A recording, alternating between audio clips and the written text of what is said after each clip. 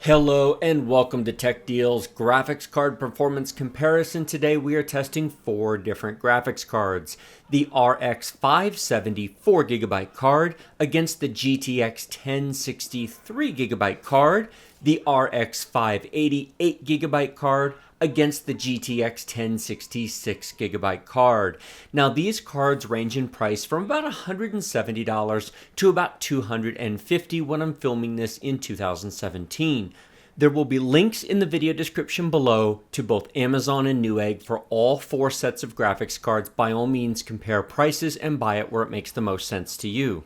All 4 cards were installed in the same computer. It's my $1,500 i7 7700K build running at a fixed 4.7 GHz on all 4 cores. Link to that build video in the video description below. Fraps was used for the frame performance numbers you will see at the end of this video, but it was not used to capture any of this video. Instead, an external Elgato HD60S hardware capture card was used plugged into a separate computer, so there is no performance loss for having captured this video. You are watching the actual video that the performance numbers at the end of the video is used for. Finally, the numbers in green at the top left corner of the screen are from MSI Afterburner, a free program you can download and use to monitor your system's performance in real time while playing games. This is a very handy tool to figure out what is the limitation to your system's performance. Is it your CPU, your RAM, your graphics card? I use this all the time, and if you want to find out what the bottleneck or limit in your system is, I recommend you do so as well. First up, we're going to be looking at the RX 570, but before we get into that, I want to talk about this video and why it's going to be a little different than all the other videos I've done on these 4 cards. Full playlist linked in the video description below. I've tested 17 different games on these 4 graphics cards at various settings, details, etc. In this video, I'm testing both high and very high detail. I noticed something interesting when I was playing around and trying different settings to figure out how I wanted to test this game. There is a big difference between high and very high, and the performance scaling between the NVIDIA cards and the AMD cards is definitely different. So consider this video a bit of a test to see how much interest there is in doing multiple detail settings on these type of performance videos. Leave me a comment in the comment section below if you like it. It is going to make this a longer video. Timestamps to click around in the video will be in the video description below to each of the cards, each of the detail settings, and to the results. So if you just want to see a specific card or you just want to see the results, you can click to it. But wait, before you go and just click to charts, 2 points. Number 1, if all you want to see is performance charts, why are you on YouTube? You can go to websites, Gamers Nexus, Anatech.com, Tom's Hardware. There's plenty of websites that have endless series of performance charts. The whole point here is to show you live gameplay. Performance charts can be very deceptive because you just see some bars and you go, oh, well, card A is faster than card B. And it doesn't really tell you how well does the game play in real gameplay. Watch the real-time performance numbers up on the screen. Look at the frame rate. Look at the VRAM use, the main system RAM use, the processor use. How fast is the fan turning? These are things that performance charts don't show, but watching the gameplay does. Now in this video, I'm going to show you each card with both high and very high back to back so you can directly compare, for example, high to very high on the RX 570. In just a minute, I'll switch this over to the very high replay so you can look at the difference between the frame rate and speeds between the 2 detail settings on the same card. Then we'll move on to the 1063 gig card, then the RX 580, and then finally the GTX 1060 6GB card. So here we are on the RX 570 with high detail preset selected.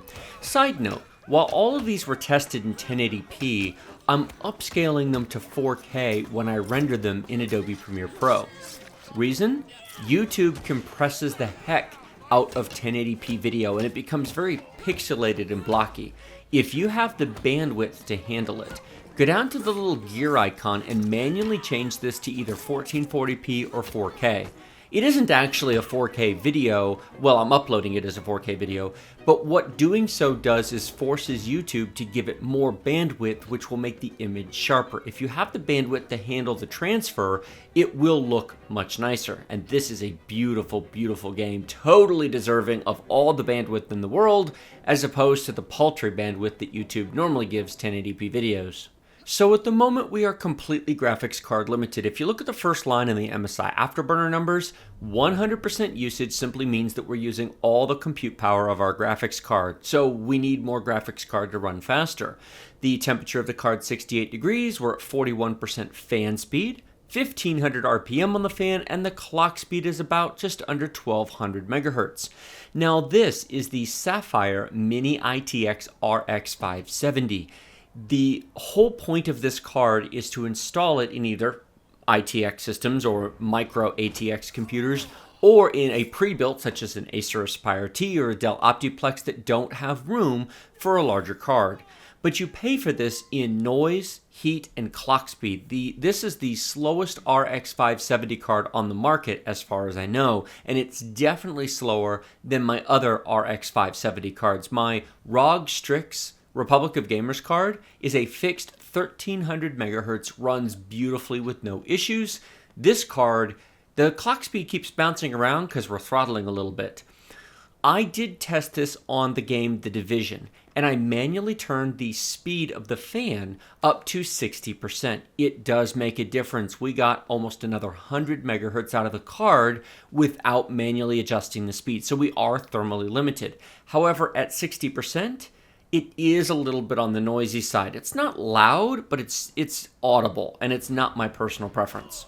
I take the time to say all that, and I've said it in some of the other videos because I don't want people to look at this and say, oh, well, the RX 570 is not a great card. Well, it's a fine card, but at this price point, with only a single fan, it is a bit limited. And for some reason, I kept trying to climb up that wall. What can I say? My brain was having an out to lunch moment.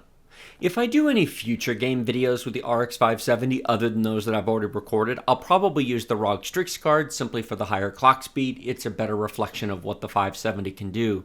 The problem is in May of 2017 when I'm doing this voiceover, the ROG Strix card is $190. It's $10 more for a 4GB RX 580, which is much faster. 40 megahertz faster on the clock speed, another 300 shaders, and 250 megahertz more on the RAM. It's 2000 versus the 1750 of this. So, frankly, it makes no point at that price point. No pun intended. So, the 570 makes sense when it drops in price. Now, this happened with the RX 470. The 470 initially came out priced too high as well, but after a few months it dropped in price, and for a while, even a few months ago, you could find deals on those in the $135 to $145 price range. If when you're watching this video, you can find an RX 570 for $150 and the 580s are $200, it's a deal. But at the current prices, when I'm doing this voiceover, don't bother buy a 580. It isn't worth $10 or $20 saved for the performance loss that you'll suffer. Now, the performance you're watching right now is quite good. This is completely, totally playable. There are no issues whatsoever. It certainly has its dips, and there are moments where it comes down. But high detail at 1080p in Assassin's Creed Syndicate, look at this, we're at 75 frames per second. It's fairly smooth overall. What about very high detail? So here we are at very high detail, same card, same basic area within the game. How does it perform? Look at our real-time frame rate, and these are why I'm doing them back to back. We're at 45 frames per second instead of 75 frames per second. I did these back to back, we're in the same basic area of the game. Nothing much has changed other than the fact that the game has to reload when you switch between high and very high because of all the detail and texture changes. It does have to relaunch, but otherwise, it's basically at the same point in the game in the same area of London. Is it playable? Yes. Is it great? No. And there definitely are moments where it slows down simply because the graphics card simply can't keep up with it. As a side note, I have to say that your character is an unbelievable acrobat. The way you run around buildings in this game is so cool, and the way we do that is so very cool. Normally, when you jump off a building, you wouldn't survive, but hey, thankfully there was a nice handy person to fall onto when I jumped. I will give credit where credit is due. This is an absolutely beautiful game. Games are becoming so photorealistic and so detailed. Now, it's true that quality of graphics does not make a great game. Mario Brothers from 30 years ago was an awesome game on an original Nintendo, so you don't need great graphics to make a great game. But if you want this kind of game, it's completely different than if this were an older style, either poor quality or maybe a top-down or 3D isometric view. I mean, those kind of games existed. These type of games, stealth, sneak action games, have existed for a long time. But in a world that looks virtually realistic, that's not bad. Now, it's not perfect. It has its flaws, but as you crank up the detail, it is pretty impressive. Side note, I am not going to show you ultra detail on these 4 cards. They simply won't do it, not in any respectable fashion. I have actually tested ultra detail on the RX 570, and I'm going to be comparing it to the GTX 1070 and 1080. That video will come up sometime, I don't know, later in the week, next week, or maybe I'll publish it first. We'll see how the publish schedule goes. I'm actually recording this voiceover before I do the voiceover on the Ultra comparison on those 3 cards, but I have filmed it so I know what it looks like and how it performs. I don't want to spoil it, so you'll have to wait for that video to come out, but it is definitely a different experience. Ultra detail is shockingly gorgeous. Climb to high peaks and look at the fog and the mist in the air, and this game is stunningly beautiful. And your performance takes a huge tank for it. Speaking of performance taking, look at the performance. We're at 35 frames per second. The grass, the trees, it's beautiful. Look at all the people, but the performance is just dreadful. I skipped a bit ahead. I spent some time in the park running around, and I want to show what it looks like out of there. I want you to see the frame rate tick up as we come out. Now, we're still at 35 because of all the streets and the trees are around, so I'm going to take it down the street and try to get us out of that and see if I can't get it back to the 45 frames per second it was at when we first started the very high run. There we are, we're already at 40, so performance varies tremendously based upon what you're looking at, but that's true of most games. Grass, vegetation, trees, shadows, those kind of things tend to absolutely kill the performance. This is a busy street. If I were to get up on the rooftops, I'll bet you the frame rate would add at least 15 frames per second, but of course then there wouldn't be as much to render, and that's not necessarily reflective of the gameplay. Between the 8 runs that I recorded, 4 cards, 2 detail settings, there is almost 3 hours of gameplay that I actually put onto video. Now don't worry, I'm not showing it all here, but when you look at the length of this video, that's why. I mean, I did trim it down quite a bit, but I wanted to make sure that I at least did one real main story mission in each run, that I did some random running around, driving, crashing on the cart. I made sure to do some assassinations. I did some rooftop runs. I'll show you a couple of that, but everything I'm showing you is simply a sampling. If I put everything in the video, well, frankly, I don't think that many people actually want to watch it, unless I did, for example, gameplay commentary, but I didn't record these really intending to do that, so it's not all that interesting, to be honest with you. I mean, that run I just did on the carriage, now I'll show you that here. But do you really want to watch that carriage run 8 times across the 8 different tests? Or do you want me to show you different things in each video as representations of what the game performance is like?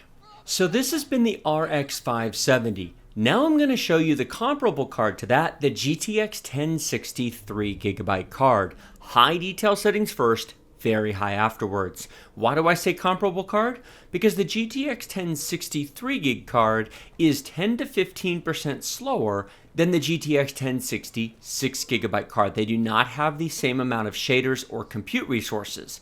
And I mention it because unfortunately NVIDIA gave them the same name, which they shouldn't have. It really should have been like a 1060 and a 1060 Ti or a 1065 or something different to indicate that it's not just a VRAM. Oh, wait, epic drop. That's totally cool. I just have to say, Evie's pretty awesome. She's like the stealth assassin female James Bond of her day.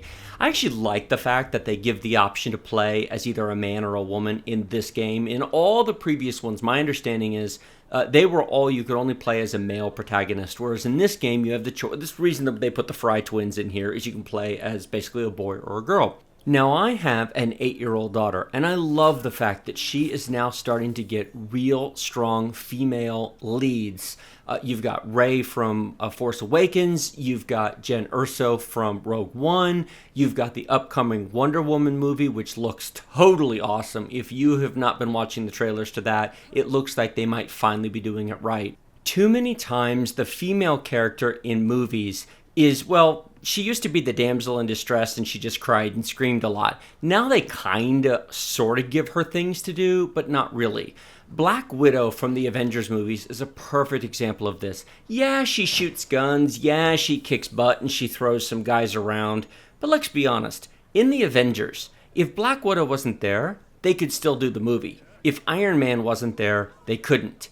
The reality is Black Widow's just a pretty girl in a black cat suit that looks sexy. Now, there's nothing wrong with that. I like a pretty girl in a black leather catsuit. I am a red-blooded American male who, frankly, finds that to be one of the coolest things in the history of the universe. However, I don't want my daughter to see that as the only available option, the only thing she can do. I just want, and I've got 2 boys as well, and I want them, now they're boys, and so they're going to enjoy the black leather catsuit, but I want them to respect women as people and not just, pretty girls. Well, now that I've completely torpedoed that subject, moving on to the game's performance. If you look at the F above my head, that's where you can actually dodge the incoming fire, and I didn't realize it at the time. It took me a while to figure it out. Too many things in this game don't explain themselves very well, and I really wish they would. The map has taken me a while to figure out. There's elements of this game that could definitely use improvement. I think that the map in The Division and the map in Ghost Recon Wildlands is better, but it is what it is. I want you to take a look at the VRAM usage. One interesting thing I've noticed about VRAM usage is that the 4GB cards have 4GB allocated. This, of course, can't because it doesn't have 4 gigs of RAM, but it certainly looks about the same to me. The performance is fine. The detail is fine. I really believe that many games allocate more VRAM than they, quote, really need. Sometimes they'll use it, sometimes they just allocate it. There are a handful of games that if you open them up on a 8 gig VRAM card, they'll immediately use 7.8 gigs. Well, clearly they're not doing that because they'll run fine on a 4 gig card. But they're simply saying, sure, yeah, give it all to me. So that indicator can sometimes be deceptive. It depends the game you're playing on. I don't see any performance issues here. I don't know about you, but we're hopping around the city at 90 frames per second on a GTX 1060 3 gig card, which you can pick up for under $200, and this is really nice performance. The real question is how well this performs when we crank it up to very high detail. So here we are at very high detail. Notice the frame rate drop? Now we're below 60 frames per second. Now it will occasionally dip above 60 frames per second, especially when there's not a lot going on, but you will also see it dip substantially below. This card handles this very high detail much better than the RX 570 did. But in fairness, this is an MSI Gaming X factory overclock card with 2 big fans. Look at our temperature, look at our fan speed. 800 RPM, 32% fan speed, 1936 megahertz. Now you cannot compare the megahertz directly. The design of the chips is different, the pipelines, the shader counts, it's all different. So you really can only compare clock speeds within a type of card, 570 to 570, 1060 to 1060, and so on. But 1060s in general are between 17 and change and 1800 megahertz and change out of the box. But NVIDIA has GPU Boost 3.0, which auto overclocks the cards. I did not set this Gaming X to 1936 megahertz. This is just what it auto boosted itself to. I can also tell you that it will run faster than this if you manually set it. Go into MSI Afterburner, type A+.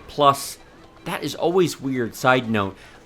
Driving by there, the fuzzy wall represents the edge of the world because we're not actually in the real world, we're in the future world and we've teleported back in time through the use of a fancy... See that fuzziness on the white there? Yeah, that's how they handle the fact that you can't really... There's another one. You can't actually explore all of London. There is, in fact, an end to the world. It would be really weird if we were walking along in the real world and suddenly there was a big wall and sorry, you can't go past here.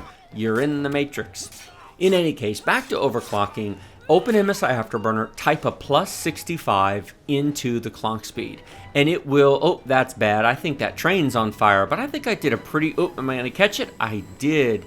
Did I mention that she is like a monkey? She is a ninja, just jumping all over the place. So you can run this at 2 gigahertz just fine. I have run it at 2 gigahertz. In fact, I would if I was just playing. I generally test cards out of the box, which is why I was running the fan speed at the default profile on the RX 570. The exception was in the Division, where I increased it to 60 simply because I was trying different things and I thought, well, why not? But I disclosed what I did in the Division. Here, I'm running it on the out-of-the-box settings. Nothing is manually overclocked, but frankly, a plus 65, no other changes. It'll run perfectly at 2 gigahertz. I have 7 of these GTX 1060 cards. Actually 8 if you count the 3 gig cards. I have too many of these things. Several are in personal machines, several were used for testing. I need to give one away. Now that I've given away the RX 480, we need to do another one of those. We might do one of these next. So they all run at 2 gigahertz just fine, even the single fan EVGA superclocked little mini ITX size card, which frankly, if you need a small card to fit into a small pre-built or an inexpensive machine, to be blunt, the GTX 1060 superclock from EVGA is really the one to buy. Now you can absolutely buy the Zotac Mini or the Gigabyte Mini. There's several companies that make the small single fan card. I just like the EVGA cards because I'm a fan. What can I say? It's personal preference, no technical reason for that other than I just like them. One thing I will always try to do is share my personal biases. Anybody who claims they have no bias at all when they're testing this stuff, I think is being a little bit dishonest, simply because if you're an enthusiast and a fan, you have your preferences. Whatever they might be, we all have some type of preference. So I do try to disclose what my personal preferences are, and then when I'm testing, I try to take my personal bias hat off and try to look at things objectively. Performance, clock speed, scaling. And rather than say, oh, well, this card's great and that one sucks because of my personal preference, I say, well, here are the objective facts. Here's the speeds, here's the prices, here's the deal, here's what might be a good deal for you, my viewer, rather than what I personally would prefer. Now let me draw your attention back to the frame rate. We're below 40 frames per second at the moment. Before, when we first started this, we were at like 55 to 60 frames per second. Now you can see it's varying wildly. None of these cards are really powerful enough to pull off very high detail, and certainly ultra detail is crushingly ridiculous. When the 1060 and RX 480 cards first came out, I made the comment at the time in the summer of 2016 that these were the perfect 1080p gaming cards, play everything on the market without any issues, everything would be great. Well, that was a broad statement, and I've backed off a little bit on making such broad statements because the reality is there's always an exception that proves the rule. And in my opinion, very high detail is as high as I would take that. Ultra detail, in my opinion, is for screenshots. High or very high is for actually playing the game. Most games that I have played and tested, jumping up to the very top detail setting destroys performance, like utterly. The difference between very high and ultra in this game is not 5 or 10 frames a second. It's more than that. You'll see that when I do the upcoming RX 580 at ultra compared to the 1070 and 1080 cards. It really is just, it's gorgeous, beautiful screenshots, but meh, the frame rate takes a complete dive. Now here we are on the RX 580 8GB card. This is the Gigabyte Aurorus factory overclocked card. I love this card. It's expensive, but if you want the best, well, you gotta pay for it. 1425 megahertz, and it's solid. Not one game has throttled at that clock speed. Now for reference, 1340 is the stock clock speed of the RX 580. So this is factory overclocked nearly 100 megahertz. Not quite, but nearly. It will go higher if you turn the fan speeds up. Thermal problems are not an issue. I've had it at 1500 megahertz, although it took, depending upon the game, 50 to 60% fan speed to get it up there without thermals becoming a problem. I don't think another 75 megahertz is really worth having to turn the fans up because they become audible at those speeds, especially at 60%. At the current fan speed of 36%, this card is completely silent. It has a large, oversized heatsink, and the fan assembly is large. It has 100mm fans, which are big for a card at this design and price point. It's also extra thick. If you only have room for a 2-slot card, this won't fit because it's 2.5 slots thick. It's taller, like the MSI Gaming X card is. You need a decent size case to handle it.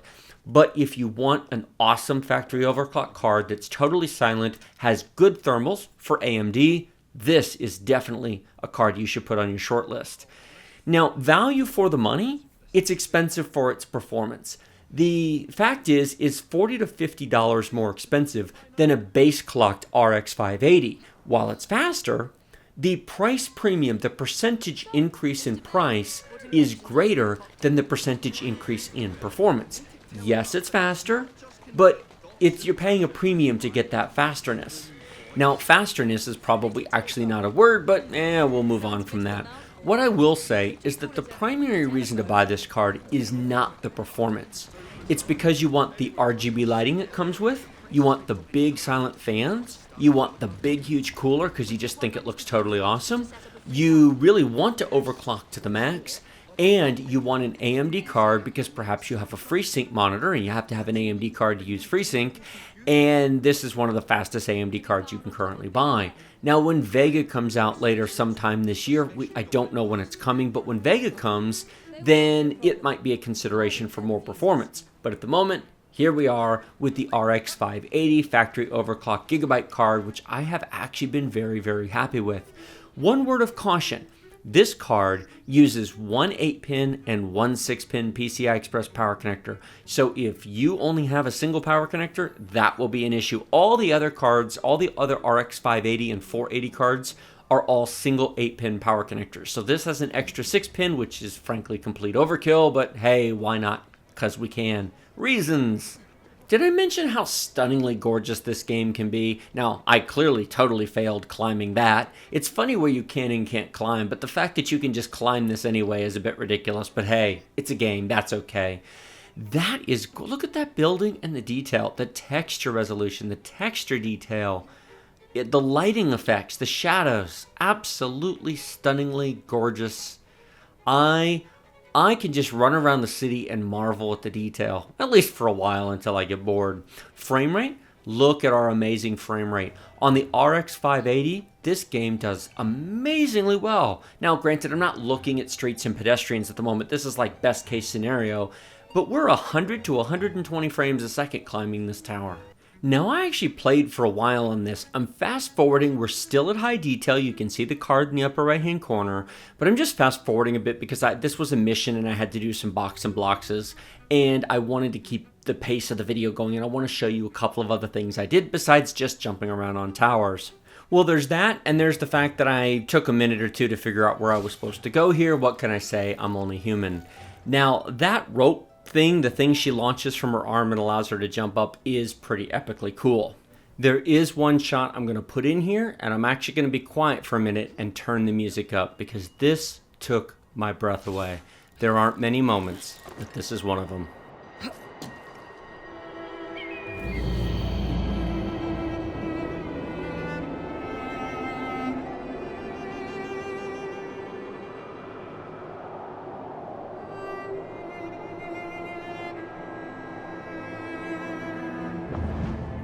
There are very few times where a video game takes my breath away. That was gorgeous. The music and the circling of London is stunning, and I give them kudos of credit for how beautiful that really was. I wish there were more moments such as that because this thing is so beautiful. Each zone, there should be more of that. Video game makers, if you're paying any attention. Speaking of impressive, once you hop down and then realize where you have to go next, I mentioned before that rope thing that she fires from her arm, the grappling hook, is pretty cool. Now, in real life, I am not a fan of heights, but this slide, that is, yeah. I mean, if there was ever, it took me a second to realize, hey, you got to press the forward button. Wow. You know, if you really did that, that would be, yeah. Like I said, Eevee's pretty awesome. Alright, that's enough building hopping. How about we make a quick trip down to the street, shall we? Now, I don't know about you, but that is a quick way. That's almost as faster than the elevator is. I'm not going to be trying that in real life anytime soon, though. But at this point, we go down to the street and then we do the traditional running around. I'm showing you the sky jumping and the buildings in this particular piece simply to show you something different than the other ones. As I said before, there's almost 3 hours of gameplay. I'm not going to show it to you all. We're kind of running long as it is.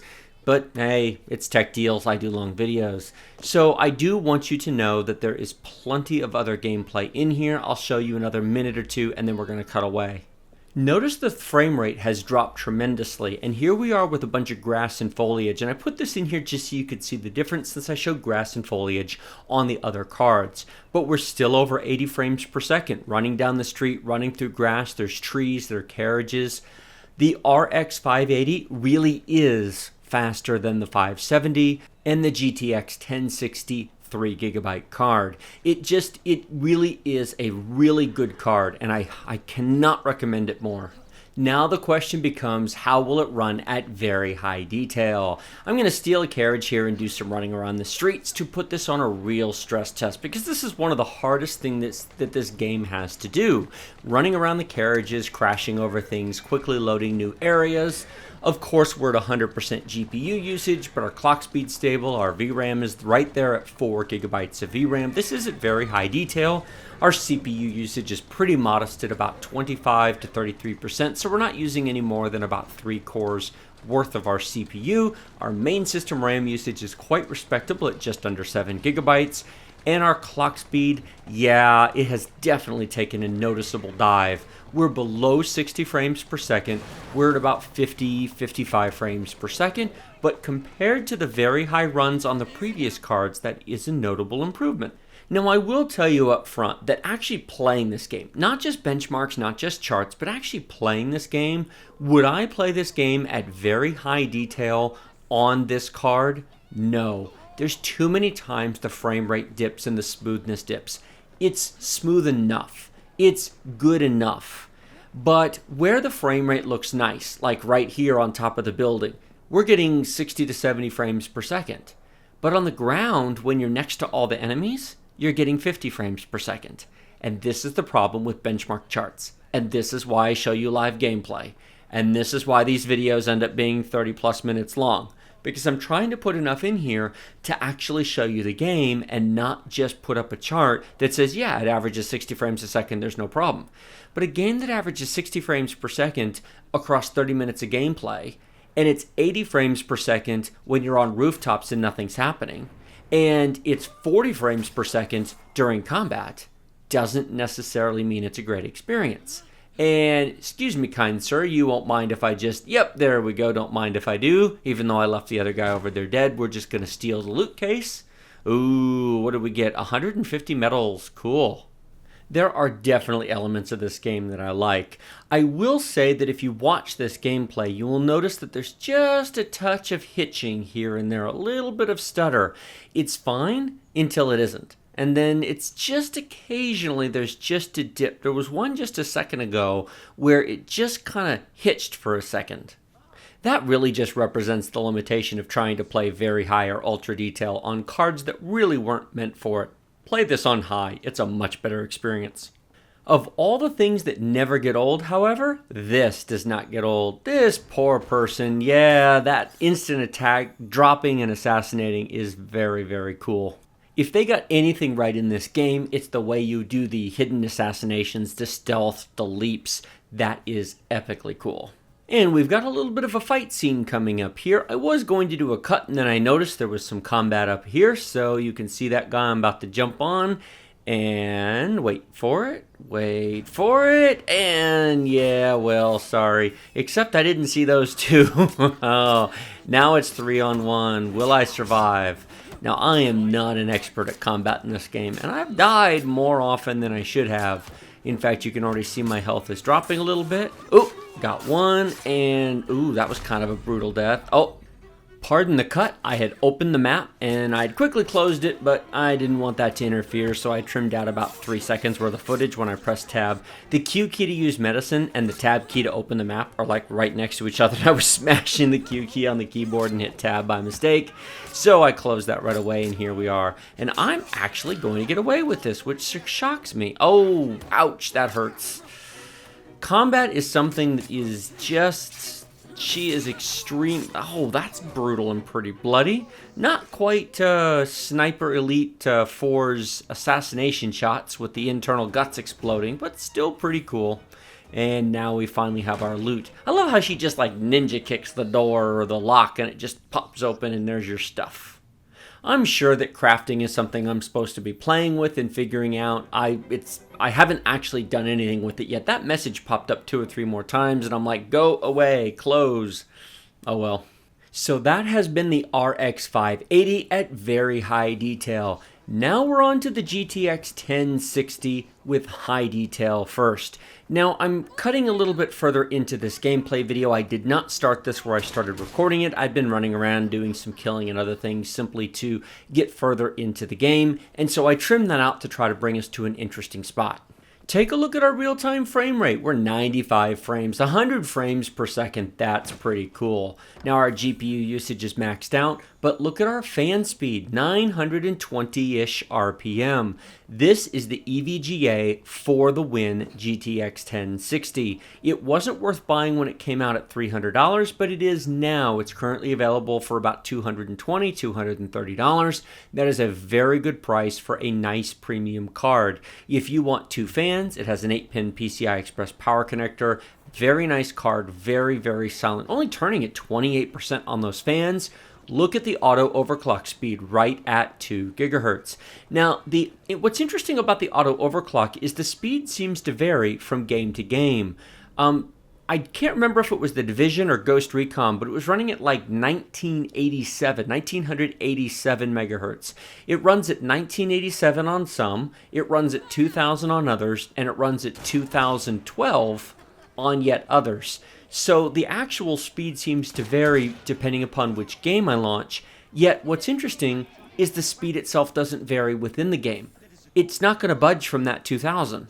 I have also noticed that each of the GTX 1060 cards has a slightly different auto overclock speed. For example, the MSI Gaming X is at 1936 in most of the games, although it's a slightly different speed in others. And then the EVGA 1060 Superclocked is also a different speed. So my recommendation is, if you're okay to open up MSI Afterburner to download and install it, or to use EVGA's tool, or there's several tools you can use, just use the offset and put in whatever offset you need to kick it up to 2 gigahertz, and you'll get great performance, and it's going to run just fine. We're at 73 degrees Celsius, which is mildly warm for a GTX card, but consider the fans are only turning at 900 plus RPM. If these fans were turning at 1200 RPM, if we set the fan speed to 40%, you still wouldn't hear it at 40. It's still incredibly quiet at 40%, and that temp would come down to the mid-60s. I've just trimmed ahead so we could do some running around the city. I was indoors for a little bit and I was having a conversation with somebody, and then I was looking at the map to find where to go next. And so I'm just trying to make this easy. Since I showed you a carriage ride earlier, and since it's fairly intensive driving around the cities, here we are with another carriage ride. Now we are still at high detail, not at very high. We'll be at very high in a second. 82 frames per second, waiting for my teammate, or whatever you call those non-player characters, to jump in my carriage there, and off we are to cause some carnage. 70 frames per second. This right here is why I do these videos. I mean, I know I said it earlier and I'm going to say it again because, hey, we are 38 minutes into the video. If I ever sound like I repeat myself sometimes, keep in mind, very few people actually watch these complete videos. I see a lot of skipping around, skipping to the end. There are timestamps below, so I have to kind of account for the fact that people are going to be watching this part without having watched the other parts. If you are watching this and didn't watch the whole thing, what can I say? It's largely meant to be watched start to finish. I understand not everybody wants to do that. I've given some thought as to how to make adjustments there, and mostly at the moment I'm just talking to put gameplay footage in so you can see it in real time. I assume that people who just want charts will have already fast forwarded to the end. But if you want to see the gameplay, that's really what it's here for, is more filling time. Now, some people have said just do 2 or 3 minutes of gameplay per card and make the video 10 or 12 minutes. And I suppose I could actually cut 2 versions of the video, one long and one short, one with just the straightforward facts. The first problem with doing that is when and how do you upload it, because YouTube does not like lots of videos uploaded back to back in relatively short order. If you upload one video shortly after uploading a previous video, it kind of buries the previous video. I have found that I can usually get away with uploading 2 videos a day, one offset 12 hours from the other, so like 6 a.m. and 6 p.m. or 10 a.m., 10 p.m. But any more than that, and it just becomes entirely too much. So when and where would I post it? I could just do short ones, but I kind of am under the impression that people like these long videos. It's tough because half the posters go, dude, your videos are too long. And the other half go, dude, your videos are too short, make them longer, I watched the whole thing. So what's interesting is looking at average watch time is very deceptive, because there's an awful lot of videos that get 30 seconds of watch time, and then many more videos that get 20 minutes of watch time. So it's figuring out how much of each video is really being watched. First of all, it's the first 3 minutes of most videos that gets watch time. Either people fast forward towards the end, or they just click through it, or they just close it and go watch something else. On average, most videos are watched start to finish by about 25% of the views. In general, about 25% of the view count on my videos is a complete start to finish watch. The rest are either skips or closes, and a lot of these analytics are built into YouTube's page from the creator side. You can see a timeline of the watch, what percentage of people who clicked on the video are still watching at various points throughout the timeline. It's actually kind of cool. Transitioning to the very high detail setting, this will be the final gameplay video I show you. So GTX 1060 for the win. Interestingly enough, take a look at the clock speed, 1987 megahertz. Why is it 13 megahertz slower? No idea. It's the auto overclocking speed. Now, when you change from high to very high detail, it does force a relaunch of the game. So, does relaunching the game cause it to launch at a different clock speed? I guess. I have noticed that it's not consistent. It's somewhere in that range. So in the last run, it was at 2000 megahertz exactly. Now it's at 1987. Go figure. Now, this was a cool mission, and I wish I could state that it went flawlessly, but it didn't. I am actually level 3, I think, at the moment. No, level 4. And I am in a level 5 area, but I'm not very good at this game, and so some of these enemies were challenging. One-on-one, I can generally handle anybody in this area. It's when you get 2 against 1 or 3 against 1 that you run into trouble. But I'll leave some of this in because I thought it was quite interesting. These missions are the interesting ones because you have a real goal. Randomly assassinating people on the street, frankly, gets old really, really fast. Here, where you have a mission and a goal like here, I'm watching that, I don't know if that's a sniper with a rifle. I guess it is a sniper with a rifle. And they've got a patrol pattern, and so you got to sneak around and not be detected because they'll set the alarm off, and you got to figure out, okay, where can you assassinate these people or sneak by them, and then, yes, here we go. And of course, I'm being very careful because even when I kill her, there we go, boom. Oh, that looks like it hurts. I'll just leave her there, and excuse me, lady. Sorry, I know that's not very nice. But I'll just leave. I like the fact that you can carry the bodies and move them. That's pretty cool. Ooh, can I get them? That's dangerous. Why not? And, oh, nope. Yep, they're both red. And, oh, he's coming. Wait for it. This is exactly what I mean. Oh, I used a knife and down. That was a cool combo. Come on, you got to give me props for that one. I got 3 of them just like that. Am I going to use a knife here? I don't remember what I did, actually. I filmed this like a week ago, so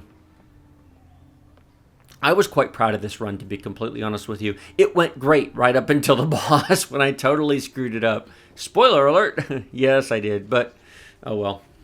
Interestingly enough, this sort of game is not traditionally my cup of tea. I don't like stealth games. I prefer to just drive up in a tank and blast everything. That's more my personal style.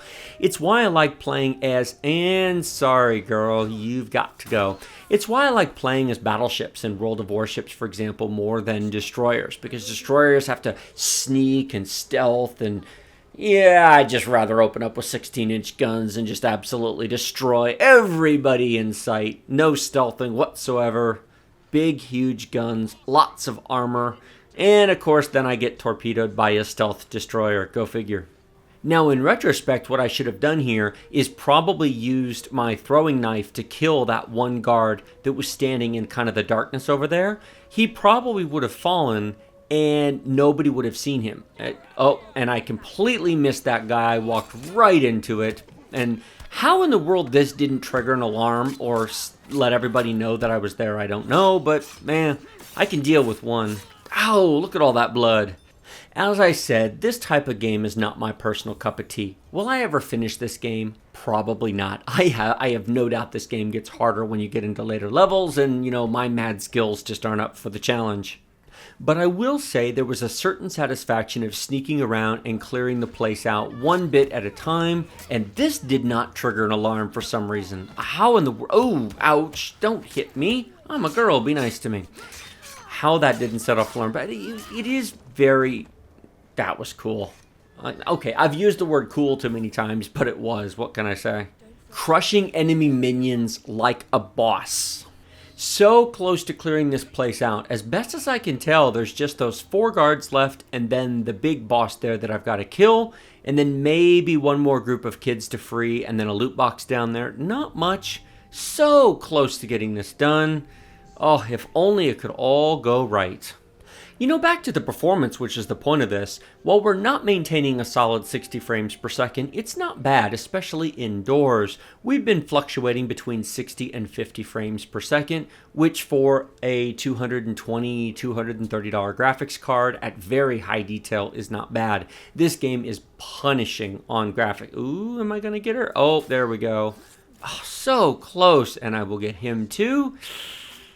Well, I am an assassin. It is Assassin's Creed.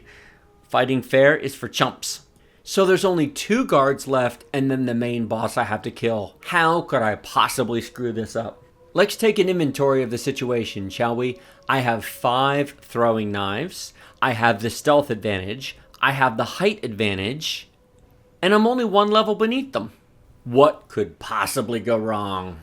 Well, if you haven't figured out by now that about everything went wrong, yes, you haven't been paying attention. I somehow managed to completely screw this up, and it is beyond me how I did it. Stay tuned for part 2 of this fight when I do the ultra testing on the higher end graphics cards, because I will come back and mess with this again. Now, do I wait for them to come together? Of course I do. And 3, 2, see, this would have been the perfect time to jump. Am I going to jump? Am I going to jump? No, I think it would be much better if we let the boss walk away so I can't jump. Maybe I'll just jump on this one minion. Actually, what I was waiting for was for the 2 minions to be close together, and then I could actually drop on both of them and take the boss on in full combat. However, we're not going to be doing that today. What are we doing instead? Yeah, I thought better of it. Instead, how about we just do this, shall we?